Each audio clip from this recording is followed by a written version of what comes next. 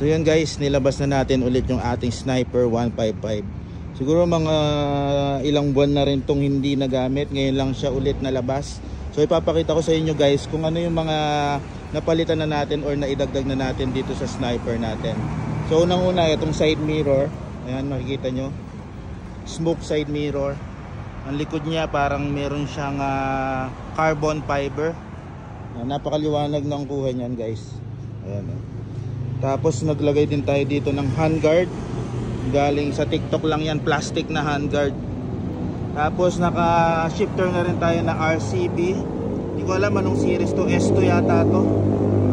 Ayan. Tapos ito kakapalit lang natin ng GP concept na seats. Ayan. And then nagpalit na rin tayo ng gulong natin, Pirelli Angel City.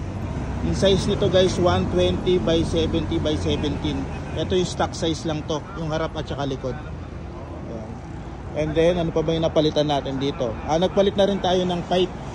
Naka replica pro na tayo na shorty na GP type.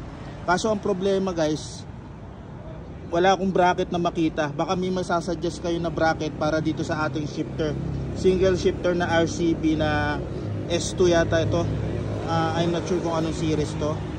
So ayan, naghahanap ako ng bracket nito. Ginawan ko lang ng paraan na para makabit tong ating replica pro.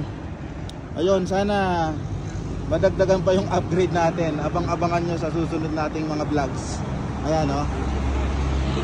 Sniper 155R Yamaha. Revs are hard. Let's go.